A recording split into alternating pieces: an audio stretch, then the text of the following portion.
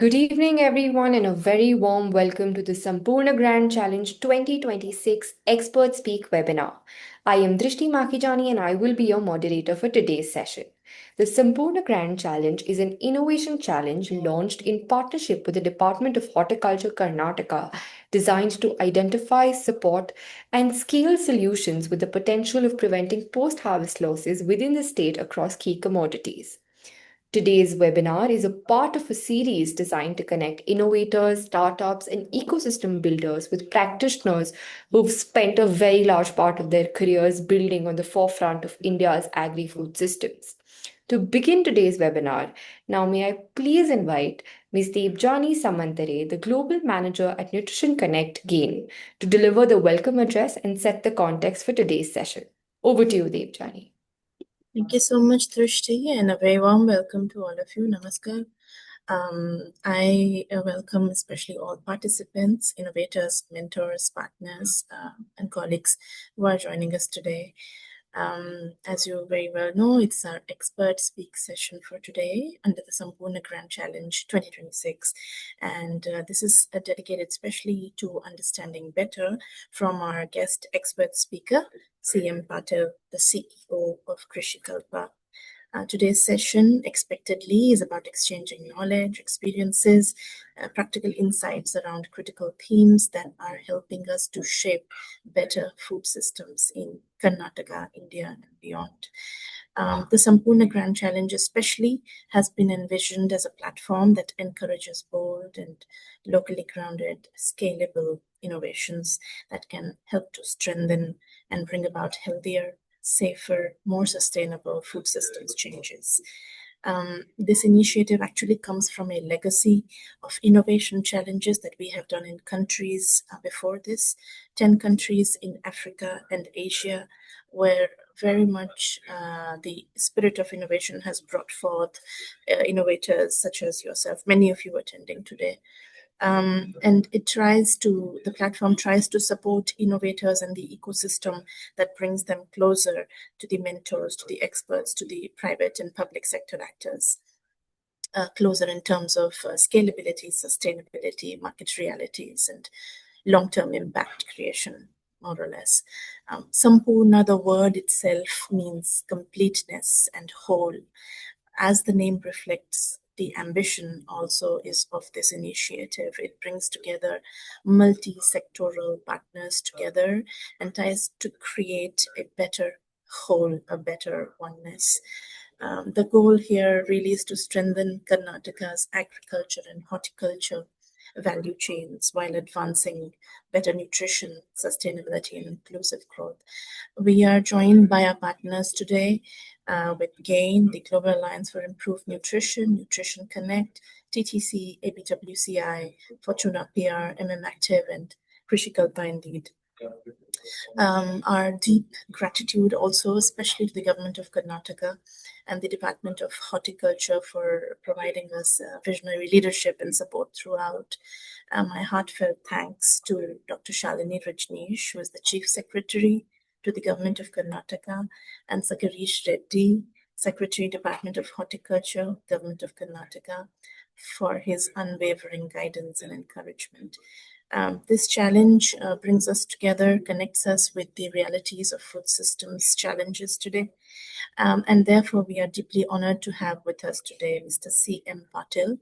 He is the Chief Executive Officer of Krishikalpa. He brings extensive experience across business strategy. You will gain to hear from him about innovation management, enterprise growth, ecosystem building, and value-driven leadership.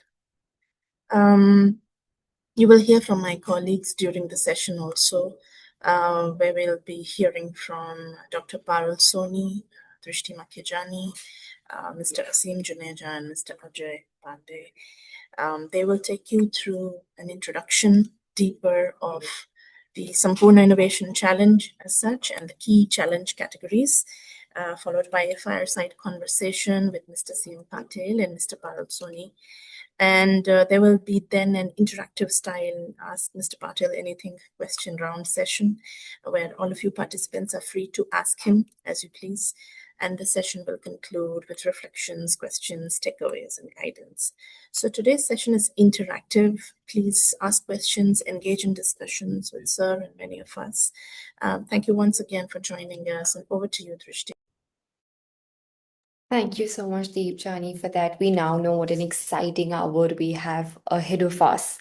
But before we move to the heart of our session and hear from our guest speaker today, I would like to spend some time for us to understand the challenges in which the Sampurna Grand Challenge is actually rooted. What is it that we're trying to solve for through this challenge? How did we come up to this? What are the challenge categories? Who can apply? And what is in it for the winners as we move through this next 10 odd minutes? Can we have the next slide, please? We know that Karnataka is a powerhouse for horticulture crops. It's one of the leading horticulture producing states with some of the most prized commodities being produced. But what sits at the heart of this entire story are seven key crops, mainly onion, mango, banana, tomato, grapes, pomegranate, and pineapple, together contributing to about 88,000 crores in revenue. And this is not a really small number that we're talking about. But despite such agricultural and horticultural strength, Karnataka is not able to reach its full potential because what is grown does not reach the consumer and gets lost in the middle, and which is what we're trying to solve for. And when we talk about these losses, we know these losses are nutrition denied to families who need it, livelihood opportunities lost. So this is what the challenge is largely trying to solve for. Can we move to the next slide, please? When we talk about losses, this challenge does not sit at one place. It is staggered across every step of the value chain, right at harvesting to processing, sorting, storage, until the time it reaches the consumer. And these losses compound at every single stage. The bottlenecks when it comes to cold storage leads to the full produce or the peak season produce simply that cannot be absorbed within the market and has to be sold at dirt cheap prices. So we understand that these challenges are staggered across each and every stage of the value chain. Can we have the next slide, please? While we understand that the challenges are staggered, why do these losses happen? And that is primarily because, as we were discussing earlier, that there are cold chain gaps, there is fragmented logistics, there is weak sorting and grading, there's limiting processing capabilities, information and market gaps, which prevents farmers from having real-time data around demand, which leads to distress selling during surplus seasons, especially for the key seven commodities that we were talking about. And this leads to price asymmetry between the farm gate and the wholesale. And what happens is that it leaves the smallholder farmer further in debt and far more vulnerable in such a scenario. And can we have the next slide, please?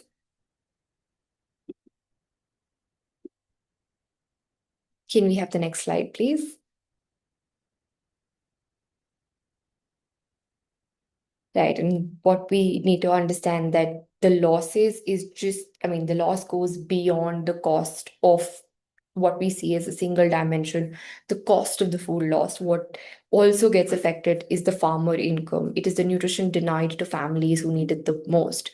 And then women come specifically at a specific, at a crossroads where while incomes are weakened, become weak for the women in the value chain. What also happens is that they are also managing budgets they are managing tighter budgets, and that means that nutrition is denied to a lot more families and women become far more vulnerable to it. And then it also leads to market instability when it comes to price fluctuation that happens. Can we move to the next slide, please?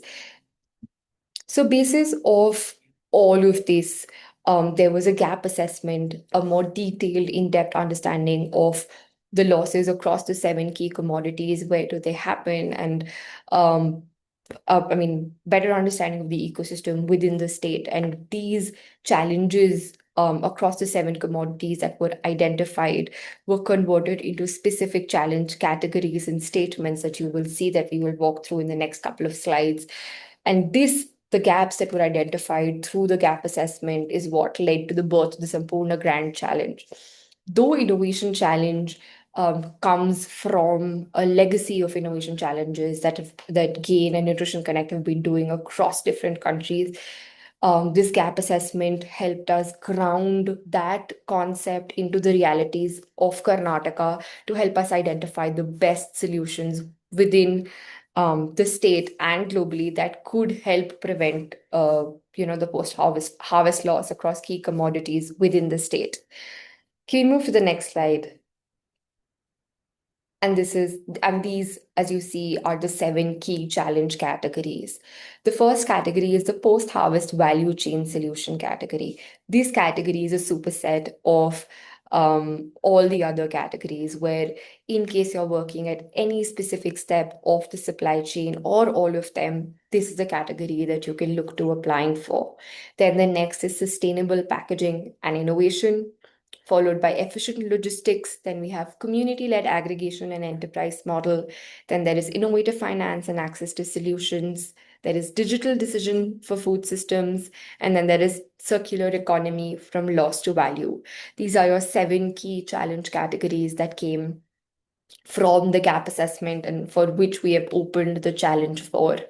A more detailed description of each of the challenge categories is available on our website. You can go through the documents and the PDFs uploaded to gain a better understanding. And if there are any doubts and questions, you can reach out to us in webinar sessions like this. We will keep having these until the challenge is open. Or you can write to us on the email IDs, which we will shortly be sharing with you. Can we move to the next slide, please? Now let's move to the key timeline. What are the activities? How does the process of the challenge really look like? The application window is currently open and will remain open to the 15th of June. After the 15th of June, there will be an internal round of review where we will be checking just the completeness, and pre-screening of applications will happen in terms of relevance. Post which you will have a shortlisting round where an expert panel will be engaged to kind of assess the applications. Then there will be a selected cohort of applications that will get access to exclusive mentorship from the leaders within the ecosystem. A one-on-one kind of mentorship is what we aim to give our selected cohort of participants, post which they will have a final pitching round and we will come up with 7 winners. And let's see what is in it for our winners. Can we have the next slide, please? We have a pool of about 50 lakh rupees for our winners. There is support that you will get from the government to convert your innovative ideas and solutions into scalable and commercially viable ventures with the government. You will get high visibility, the mentorship with the kind of experts that you would want, who would help you grow, not just financially, but also with technical assistance, the kind of network that you will get. There is high profile felicitation ceremony that we're looking to have at the end of the challenge. So yeah, I think it's a pretty exciting opportunity. If you are building in the agri-tech space, this is your chance to kind of move from an idea stage or a pilot from a pilot stage to a scalable solution that can solve for the state's issue of post-harvest loss. Who can apply? Startups, agri-tech companies, technologies, FPOs, enterprises, anybody that basically has a proof of concept or a pilot, and their solutions solve for post-harvest loss and are applicable to the 7 key commodities. You're more than happy to apply. And again, as I said, if you have any doubts, please feel free to write to us, attend our webinars. We're available to answer your questions. We're looking forward to your innovative and exciting solutions. Yeah, the applications are open till the 15th of June. And with that, we come to the end of the understanding of how the challenge is. I'm sure you have a bunch of questions, but I would request you to hold on to those. You can either use the Q&A box or the chat section to ask your questions if you have any at this point, or we have the last 10 minutes of this webinar specifically slotted to help you answer any questions that you might have specifically related to the challenge. So yeah, That is pretty much about the challenge and what to expect. And now we come to one of my favorite parts of the session, which is our experts speak. Can we have and for today's session, we have Mr. Patil joining us. Mr. Patil is the CEO of Krishi Kalpa, and he has, he's been working in the startup ecosystem for decades now, and he was earlier the CEO of Deshpande startup, where he played a key role in transforming Hubli into one of India's leading non-metro startup ecosystem, supporting over 210 startups and enabling more than 2,400 employment opportunities. Sir is currently leading Krishi Kalpa Foundation, focusing on FPO development, agri startups, rural entrepreneurship, and market linkages across the state of Karnataka. He also serves on the board of Anveshna Innovation and Entrepreneurship Forum, building a strong ecosystem beyond Bangalore. Mr. Patil brings a unique perspective to today's webinar, having worked at the intersection of startup ecosystems, specifically building in the agri enterprise space with the FPOs. You will get to, I'm sure we will all get to learn a lot from Sir.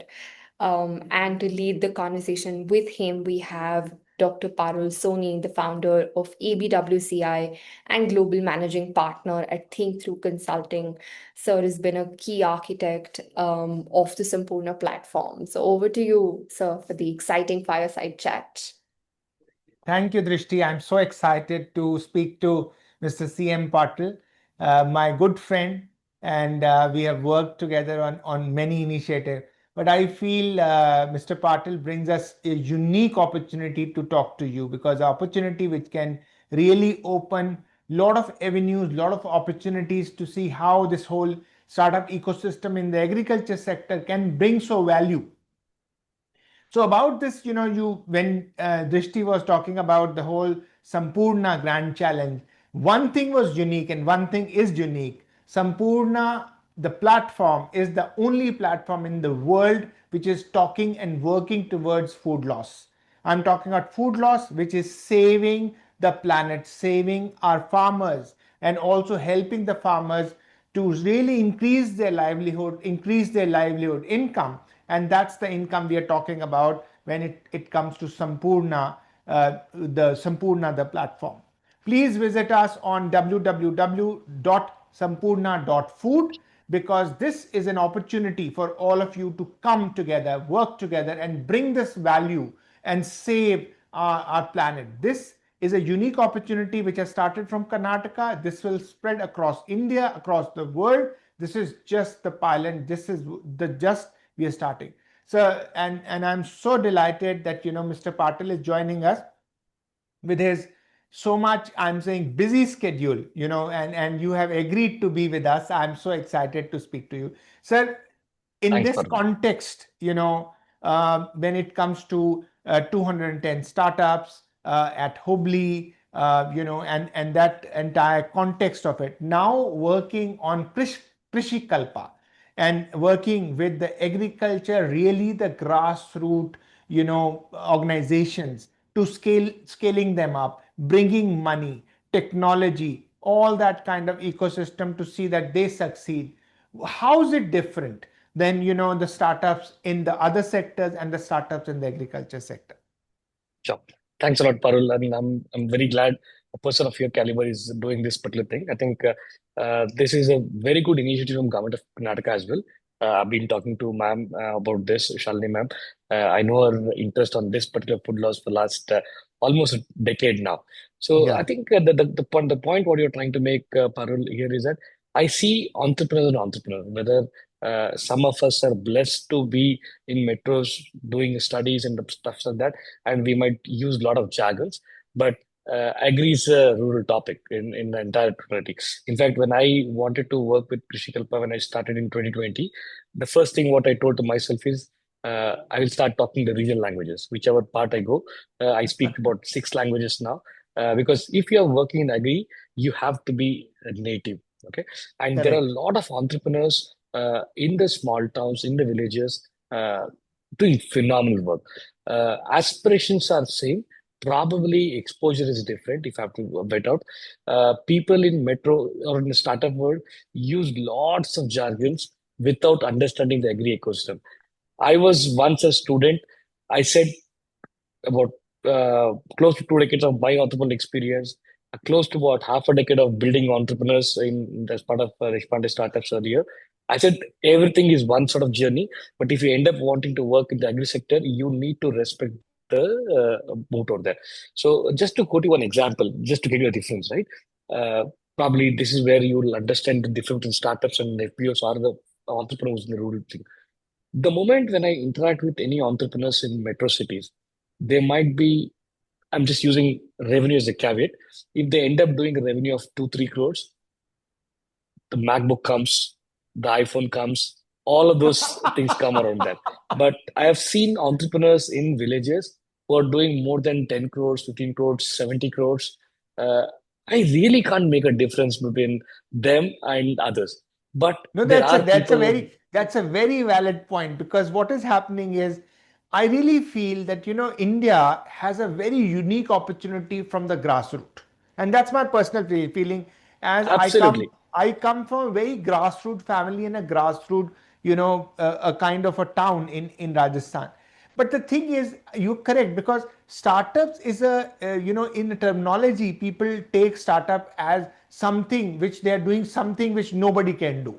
And the startup in the grassroots, and that's correct what you're saying, because they feel that if they're not making big revenue to that level, and because they feel this money does not belong to them, this belongs to exactly. the farmer. That's the change of stakeholder. No, you take an example. I think in the last session we had Vilas Sinde, right? I think if I'm not wrong, it's an expert Correct. speak. Yeah. I mean, come on, yeah, an FPO in Maharashtra, a place like Nasik, doing over 2,000 crore, exporting 70% of his revenue coming from exports. Who would believe it? Yes. And he's one of the biggest inspiration for me to work with the FPOs actually. So, Yeah. Yeah. yeah, entrepreneurs are entrepreneurs. There are no difference about it. It is just that how close are you to the farmers? How close are you to Correct. the problem segment? I think that should drive it out.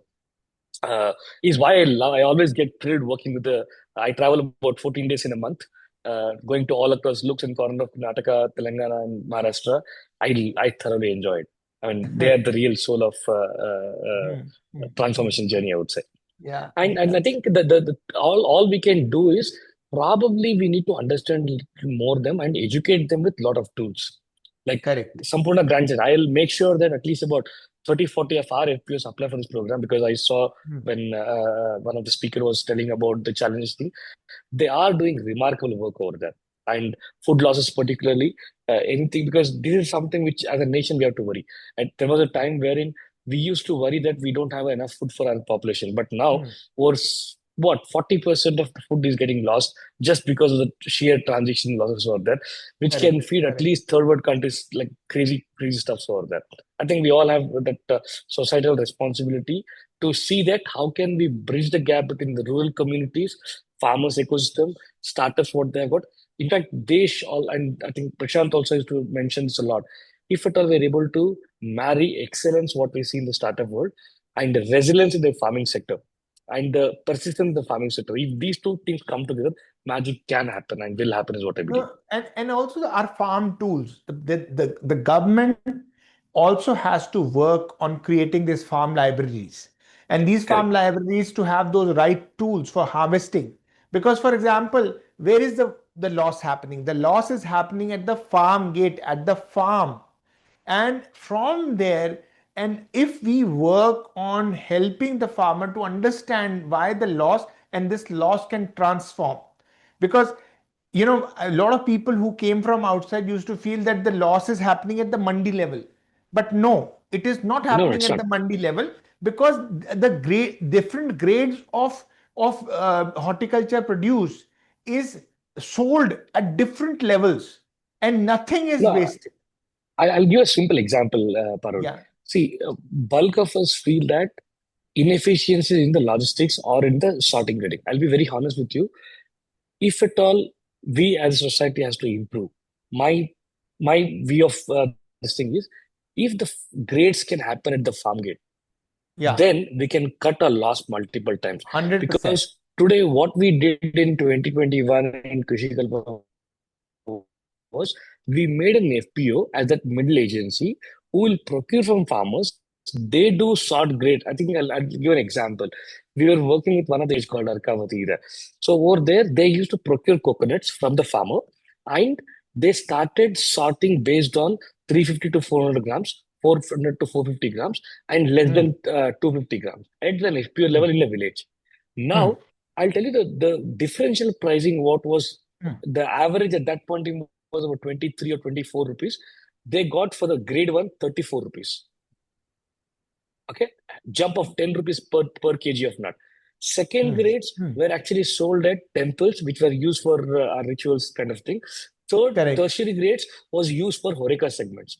Now, the simple thing what they did at an FPO at the farm level or at the village level, that signifies the losses over there. If any, now imagine the other situation. A lot of big tech startups today, I don't want to name any of them, no disrespect for them as well. They procure from farmers. They do in a place like Bangalore, Delhi, Bombay. There they do a sorting. Now imagine the loss what we have. One is we have already picked up something which was not worthy to the metro station.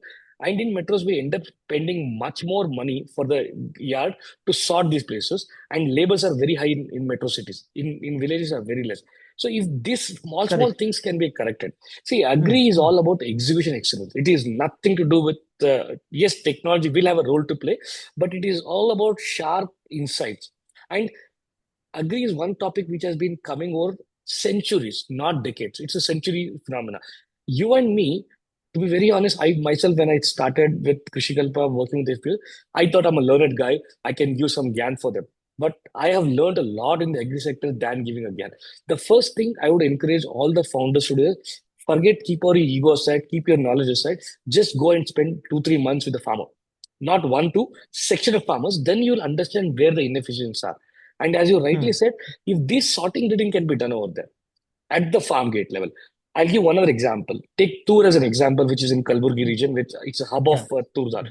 In the farm, the moment when we do a harvesting, the moisture level is anywhere between 28 to 35%. Every other companies, ITs of the world, ADMs of the world, they expect the moisture level to be between under 15%. Okay, small intervention. There are few machines available in Gujarat, Maharashtra, and all the places where a machine which can be applied for tractor goes and just in 1 hour, 1 ton of produce can be where the moisture level can be reduced from anywhere upwards of 25% to 15% in less than 1 hour. Now, if that thing is given for a end customer, there is increase in the price, there is increase in the value, and something which we have to look out for. So some of these things is what we have to be very, very careful about. It is what I feel. नहीं sir, एक चीज और बहुत important है. Another very important point which has, if you see in onion, I just saw, when I was looking at Instagram, I saw a reel where what they've done is they have, surrounded, they have put a fence kind of a thing, and they have put a very heavy duty fan inside facing, and that is basically removing the moisture to a level where it is not getting lost. No, The very whole true. value. So I'm just saying small things can really bring that kind of change. But what is happening is we are looking at a technology which is space technology. The space technology is not needed for our food. I'm being very frank. Because what is Absolutely. happening is we have gone south. How we have gone south is today my expensive oil is all cold pressed. You see, earlier people had no thought process of cold press and what is the machine press and all that. Now we are buying, you can say mustard oil for 675 rupees a liter just because it is a cold pressed and it is coming through this technology and all that. This is where, there is a huge demand and there is a huge profit which can be realized by the farmer and also by a FPO if they go through processing. What is happening is Absolutely. FPOs are not looking at processing on those sides. So I think that is what my second question, sir, on this is, because I'm so passionate about this, and with a passionate person like you, I feel that I'm getting the right, it is great to talk to you. The second question is, what according to you can be a delta change we can bring to this entire horticulture sector, because it is not that we are not producing. We are producing enough for this country, but still it is expensive for a lot of people, and we are losing the nutrition and we are losing the value of the fruit which is coming or which is grown in south and coming to north. So it's a complex question, but my question is, what are the basic, you can say, techniques we can use to say so that the produce is not lost? Yeah. So since you're talking about horticulture specifically, see, we all need to understand horticulture farming is done by the section of farmers which are not poor. First, let's understand that thing. Second, Sorry. I'll be very honest with you. So, not that all the marginal farmers are doing horticulture farming, because horticulture farming, there is inward expenses upwards as well. Like take it pomegranate, take apple, any of the fruits, and for that matter, this thing and all. So over there, probably a section of entrepreneurs, if at all, they can identify what is the market requirement. I'll give one simple example. Coconut, if you drink as a tender coconut, I'm talking about. In Chandigarh, we end up paying anywhere between upwards of 55 rupees to 65 rupees 80 in a rupees, sir. non-seasonal.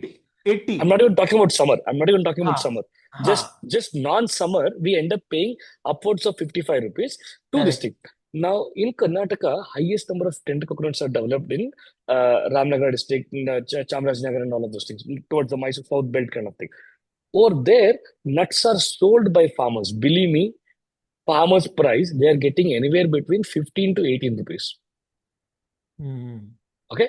Now, the problem is what we did was we more educated some of these farmers. Now the price have gone high. So it could be about in the peak summer, it will be about 25, 30 rupees is what per farmer gets. But in the non-peak summer, not peak season, that's the price what they get. If at all we educate these people, hey, here is a market.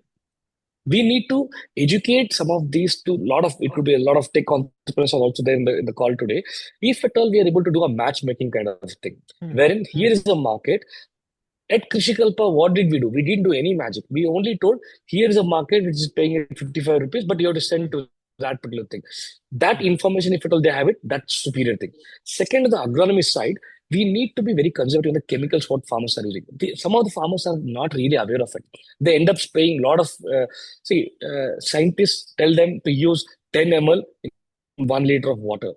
Now, how can we expect a farmer to measure 10 ml? They just pour it off. So, if at all something can be done, now that a lot of technologies are done, is there a way where we can give them a lot of insights on what amount of push has to be done? That's on the agronomy side.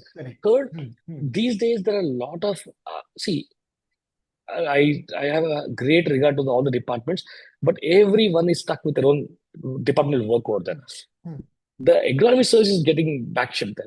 So if at all any startup, see, there are startups like Big Basket, Ninja Cart, who have done this market linkage part. That piece is already taken care.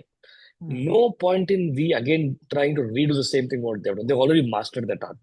Rather than just getting into market linkage, if at all somebody focuses on how can we produce quality thing, how can we give them the market price? Simple tool. If there are pockets in places, if we can give them what is the market prices data, nobody is there today. Like for example, back in our days, Yellow Pages was there where every phone number was displayed. Today, nowhere APMC prices are also displayed over there. If somebody is developing a simple app stating that in Bangalore these are the prices, Mangalore these are the prices, Kalburgi these are the prices, Chennai these are the prices, that itself farmer will pay you back. So they don't get the dashboard also. So there are a lot more things what they can do. What to grow in terms of, for example, you're talking about coconut. Coconut in my childhood in Rajasthan, we never saw a tender to coconut. We only saw in Mumbai or in South.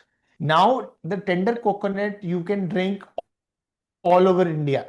This is how the whole logistics has worked. But definitely the price has increased because the transportation has become very, very expensive. So, but the farmer still should get more money.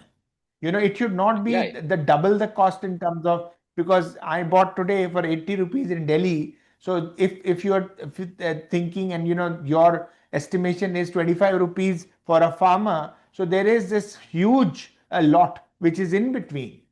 So that is what the thing is. Sir, now my last question, because we are coming, Yeah, because before Drishti you will come have on that, a final there's question. somebody. Yeah. Yeah, there is somebody who was asking the question on the okra. How to educate farmer on the grading side. I just answered this point. I think Yeah. it was Jairaman. Educating Yeah. expecting farmer to do grading, I think it's too much ask for them. I'll be very honest to you.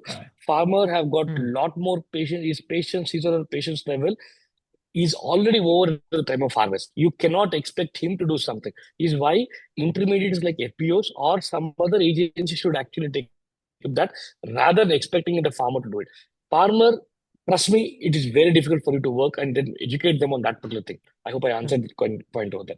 Yeah, Parul, you have another question. Yeah. No. My question to you, and this is the final question I have, and then Drishti will have a question. So how should we propagate this? Because this platform is only, you can say, for saving or reducing food loss. And food loss became such a big thing but the problem with food loss is people get confused with food loss and food waste, because they feel that it's the same, but it is not. One is the harvest lost and the waste is process lost. So according to you, what should we do to propagate this, get more people, more people to apply, and also many people who are working like the big baskets and all, to work together and create this kind of multi-stakeholder platform? Yeah, in my opinion, I think we all, as a learned folks, have got an additional responsibility to convey it. Farmer knowing it is may not be the right thing. I think day in and day out, we have to reach out. There are a lot of entrepreneurs solving wrong problems. I've seen many of them. Okay, they are very passionate about what they're doing, but the problem itself is not big. We need to do probably educate from government level, bureaucracy level, or also the investment level, where they come and talk about these problems. See, today, majority, I call it as an opportunity bank. If at all we are able to coin it as an opportunity bank, there are some entrepreneurs who would want to solve a meaningful problem. If they get to know some of these things, and we need to use influencers, venture capitalist arms, because that is where the entire problem is all about. 40-45% of the food losses, and you're right, 90% of the people get confused when we say food loss is food waste. No, that's not at all. At least that can turn out to be a manure. But whereas here, farmer was taken a hell lot of pain to grow that, it is not even reaching the customer, right? So we need to improve the cold chains. I think there is where rather than we putting a lot of hoardings on upcoming startups and all, I would expect everyone in the cities like metro cities, they should see these numbers staggering out. If they can post some of this, I'm sure it would go and trigger that entrepreneur and see what can be done over there. I think that's the noble solution. Correct. मैं एक last चीज बोल रहा हूँ, जैसे for example, what has happened with milk? Why milk is not, the number of loss is not high. Earlier it was. There's a company called Tetra Pak which came and basically changed the way the milk was packed. Yeah, I think we've lost you. I think we've lost the connection, all that. So Drishti, over to you. I think Mr. Patil, the screen is frozen. So I will leave it here, and then I will request you to take over, because there is also a question where there's a hand, which has been raised. Yes. Yeah. I think he'll join back. Yes. So I think what we can do is that, because since the next section was specifically about asking me anything to Patil ji and that we've lost him, we can probably move the FAQ section, which is specifically around the challenge. What we will do is we will have the floor open to all our participants to ask questions around eligibility, whether they can apply, which is the right challenge category for them, and that section. So for that, may I now please call Mr. Asim Janeja to join us and help us answering questions. What we're going to do is we have two ways of going about it. One is that you can ask your question in the Q&A section and we will answer it. Or you can raise your hand and we will allow you to unmute and you can ask your questions directly. So I see that there is one hand that is up. Swapna. Miss Swapna, I have given you the permission to unmute. You can please go ahead and ask your question.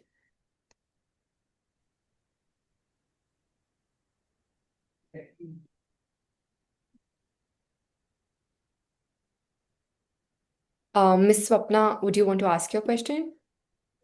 Drishti, I'm back. I think there was some issue with the internet. I'm back here. Sorry. So, sir, what we've done is we've moved the last section, which was the FAQ around the challenge. So what we'll do is we'll just quickly take up any questions that anybody might have specifically to the challenge about eligibility, what is the right category for you to apply, any of those questions. We're more than happy to answer those in this section.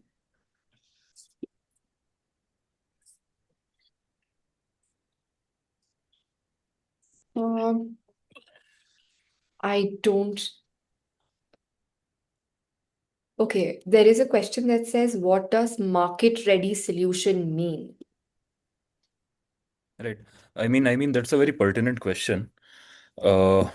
Market-ready solution is anything that has been practicalized on ground, that is beyond ideation stage, where there is certain results and outcomes visible after something has been deployed on ground.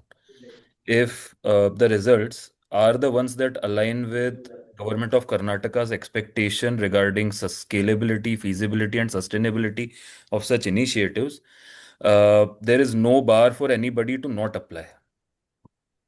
So this is a very, very inclusive competition. There is no bar to apply. There was another question which was very pertinent that we answered over chat, which was again around what sort of startups can apply. What is the stage at which a startup can apply? Again, there is no stage restriction as such. The idea is to figure out those solutions that can support Government of Karnataka in arresting the post-harvest horticultural losses in the value chains. So anybody who deems themselves fit to do that are welcome to apply. There is another question in the chat, which is, will shortlisted applicants receive any kind of support before the final evaluation? Right. So of course there is a support system that has been placed. We are constituting an expert group of people like CM Patil ji, who would be mentoring these shortlisted applicants very closely. The support beyond beyond the mentorship is also about exposure. There would be a lot of areas where peer-to-peer exchange can happen once the uh, initial level shortlisting is done. So we'll try to facilitate, depending on the nature of applications and depending on the applications within the category, what could be the mechanisms for that. I think those are all the questions. I think there is another question, but I'm not sure what the question is.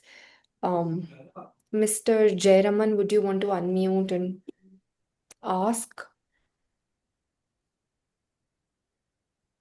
This is about BCIC Agro-Food Excellence Awards. I think it is more about conflict of interest. So there is no conflict of interest between ours and any other competition. Please feel free to apply for as many competitions as you can, as many challenges as you can. That would be that is most welcome and really helpful. We have another question that talks about what happens after selection. What does a winner receive? This is in the chat section. Right. So, of course, there is a prize pool, which is about 50 lakhs. Modalities around which how it will get distributed and all of that is still under works. It also depends to a large extent on the type of applications that are received and the individual individual areas which warrant such financial support, which we are asking through our application forms as well. After selection, you will be working very, very closely with Government of Karnataka within Karnataka, where Government of Karnataka has very kindly accepted to help you become financially viable within the geography. So that is what is there for you, and many, many more things. The next question that we have is around the deadline for submission.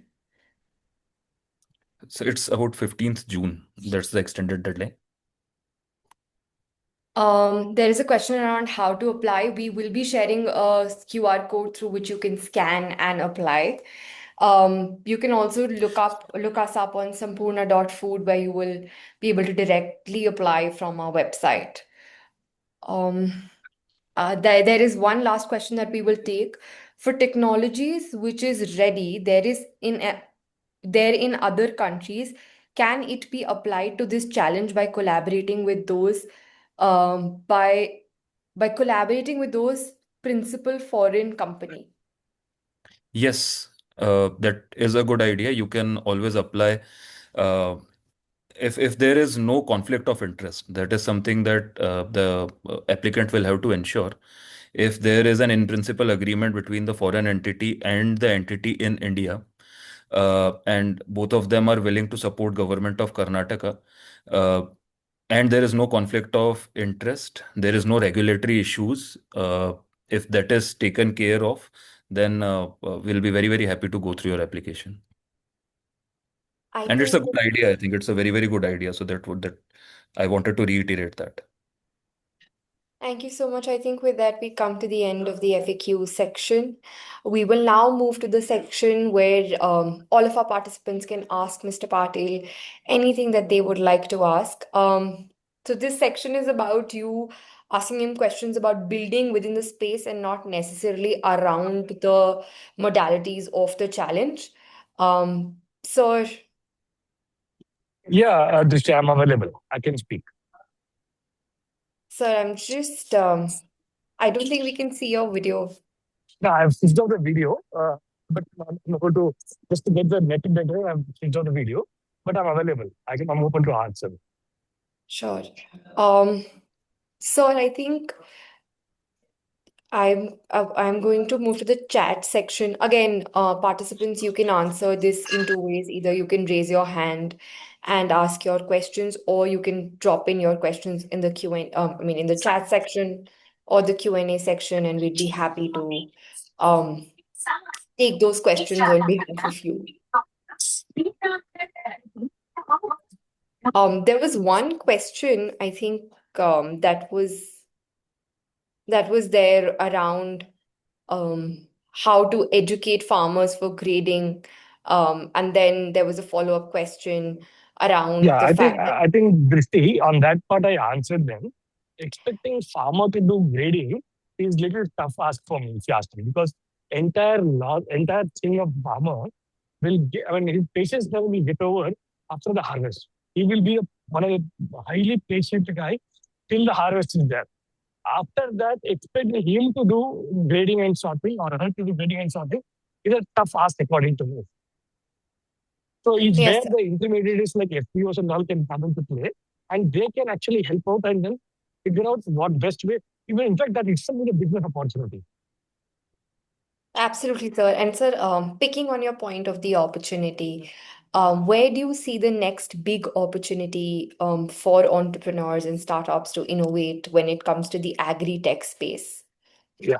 So, in my opinion, I think one of the things I definitely tell is if at all we can do anything with respect to working with farmers or adding value.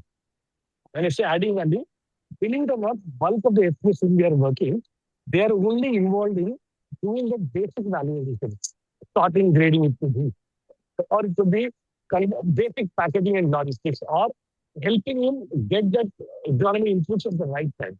These are some of the sectors which everybody has an opportunity. But bulk of the startups are only working on the market linkage side. That was an opportunity up until 2018, 2019. But now there are a lot of category players have come in and they have taken the entire space. and they have grown very big. So market linkage by itself may not be a good opportunity. But if you are able to help out depth of your work, get the clean quality. You won't believe there are hundreds of startups who are working with last delivery sort of like it could be Zepto, it could be Pigbucket, who are in turn catering to the need of those startups, those companies there. That's also a good, very good opportunity, what I think.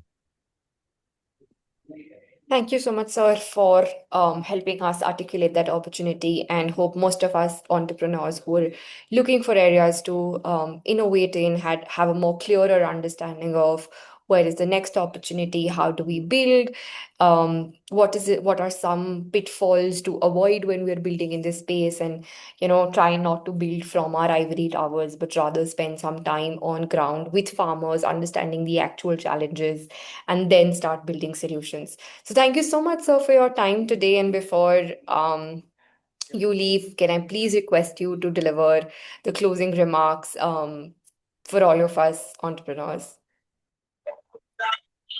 So, Gusti, I think you guys are doing a noble job. I need to thank Parul and all of your team, because addressing this particular topic has been a very wide opportunity unanswered so far. I think even educating bulk section of our entrepreneurs to solve this food losses problem, it itself is a good opportunity for them to look at it. And now that because it's a government of Karnataka's initiative, there would be ample amount of support given by state government as well, be it for piloting, be it for testing, or even getting those farmers connected dots. That itself is a very great opportunity for them, I feel. I think entrepreneurs need to pull up their sleeves. If at all they're wanting to work in the agri sector, they need to be more connected.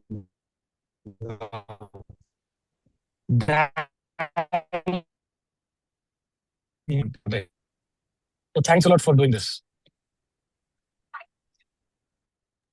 Thank you so much, sir, for your valuable time. I think all of us had a wonderful time listening to you and learned so much. Thank you to all our participants for joining in today and being extremely interactive.